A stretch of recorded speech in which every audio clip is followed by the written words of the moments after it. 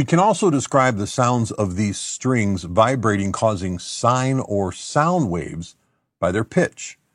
And pitch can best be described this way. Take a rubber band, stretch it between your thumbs and fingers, and pluck it. You can see the rubber band vibrating, but you can also hear it. Now, stretch the rubber band tighter and pluck it again, and two things will happen. The rubber band, because it's under more tension, will vibrate faster, and the sound it produces sounds higher. This is what we call pitch. The faster a note vibrates, the higher we perceive its pitch to be. This even happens in the automotive world. Listen back to that super powerful race car going through a gear change, causing the engine to spin faster and faster, and so it sounds higher. These vibration patterns go far beyond 1 or 2 cycles per second.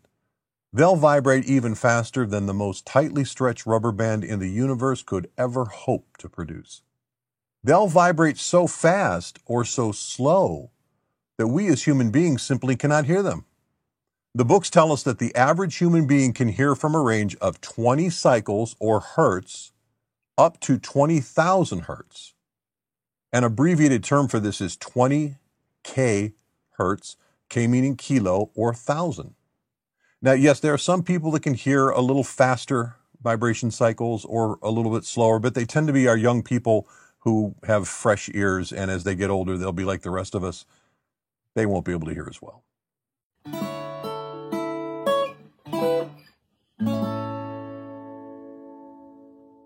Now, let's bring our attention back around to those 7 letters of music. Recall our musical alphabet is simply A, B, C, D, E, F, and G. Did you notice a pattern in the way that I wrote those letters? Only 7 letters, but 2 sets of letters live next door to each other. B and C and E and F. They're best friends. Nothing, and I mean nothing, comes between them. Now, notice as I write these letters down, A through G. Once I get to G, I start over again. A to G, A to G. And this happens on and on into infinity.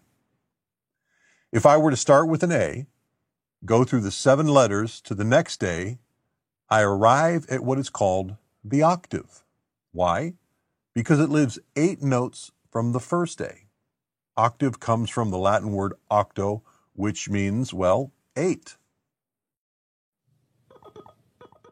The rule is, if the first A were to vibrate 110 times per second, 110 cycles, as frequently as 110 times, or 110 hertz, it all means the same thing, then the next A, or the octave, will vibrate twice as fast, or 220 times per second, and this also repeats itself on and on into infinity.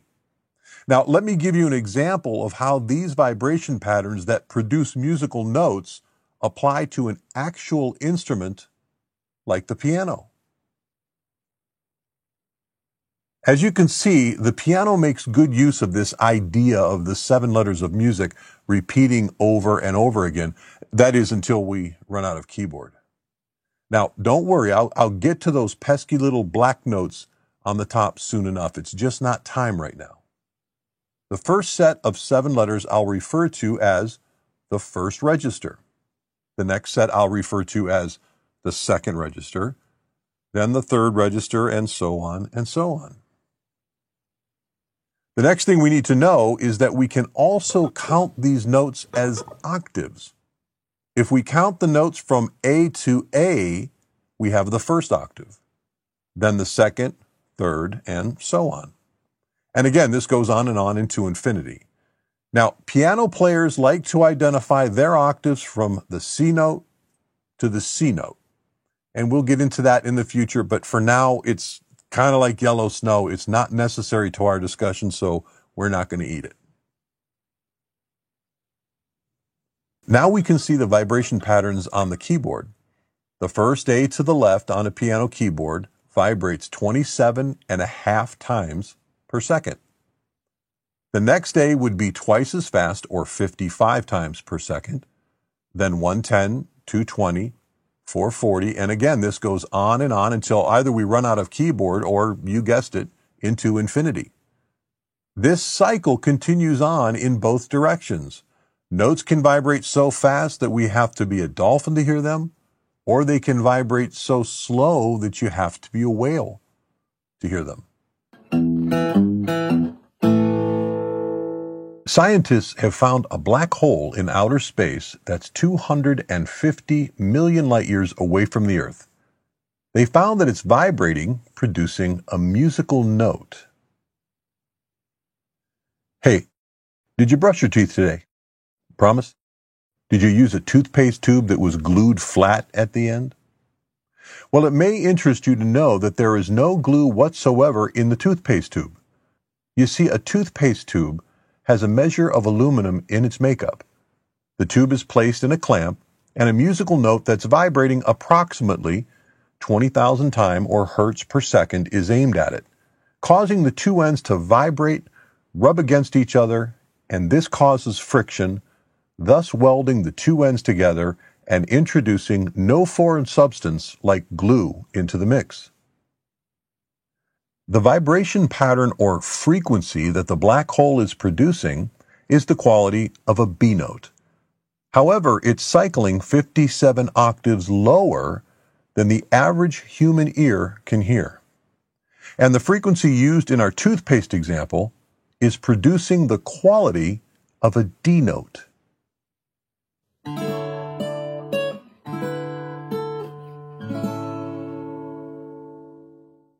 Okay, there's no need for sadness. Although frequencies go on and on into infinity, there's good news. Remember the frequency range of the average listener? We're not going to be hearing any black hole B notes in any songs anytime soon because, well, we simply can't hear notes produced below 20 hertz. Conversely, we're not going to be hearing any songs with notes above 20,000 hertz because more than likely 99.9999% of us can't hear it anyway. The point is that as musicians, whether we use an instrument or our voice as our instrument, we don't have to be concerned with too many octaves of the 7 letters of music. Okay, now I'm going to write out 2 octaves of the 7 letters of music starting with the letter A. Now recall the rule that 2 sets of letters, B and C and E and F, live right next door to each other. However, in this example, just for the sake of making a little bit of room to write, I'm going to separate each note with an equal spacing, 2 octaves, A to A. Now, on to the next example, which is one of my favorite songs, Somewhere Over the Rainbow. If you study the melody, not the lyrics, but the melody, how the words rise and fall in pitch, you'll notice that this does not use but 1 note in the next octave. For example, the first word, some, begins on the first A of this grouping of notes. The next word, where, lands on the octave A. The word over is split up by its syllables. Ove is sung to a G note, and the second syllable, is sung to an E note. The word the is sung to an F, and then rain is sung to a G, and bow is sung back to the octave A. Somewhere Over the Rainbow. This entire masterpiece of a song is written in what we call a scale, a grouping of notes that extends 1 octave from A to A. To be sure, there are songs that will make use of more than 1 octave, but they're not too common.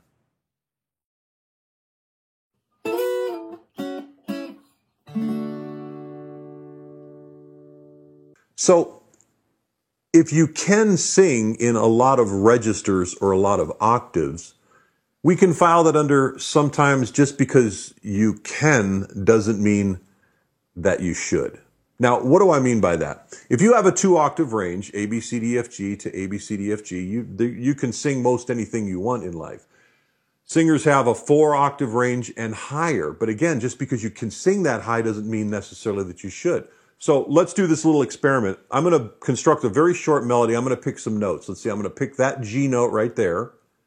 And then I'll do A, and then a B, and then a C. So I'll play a G, A, B, C. And if I put lyrics to that, it might be something like, I love you so. Now I'll put some chord harmony to it. And I've got a nice little melodic line going there. It's comfortable to sing, I love you so. Now I can take it up an octave higher.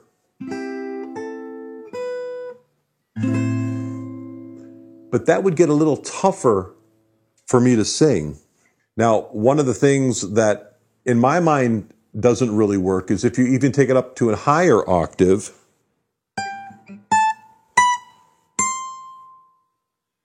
even if I could sing that high,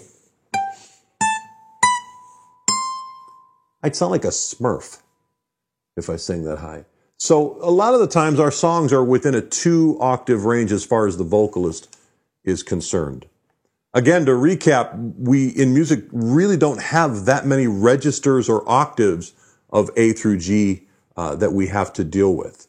And if you take nothing else away from this discussion today, just remember that there are only 7 letters of music, A through G. And remember this, 2 sets of letter, B and C, and E and F live right next door to each other.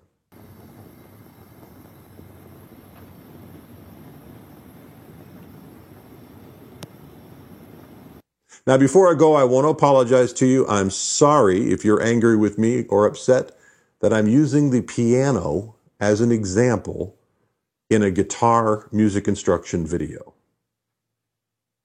All the best.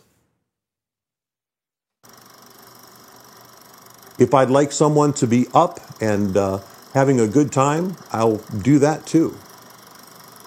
I really don't like the way I did that up. I don't know if I can do that. I can't believe I said up. Take 2, play happy. When you're ready. Okay, and action. Take 2, play happy to make your audience happy. Action.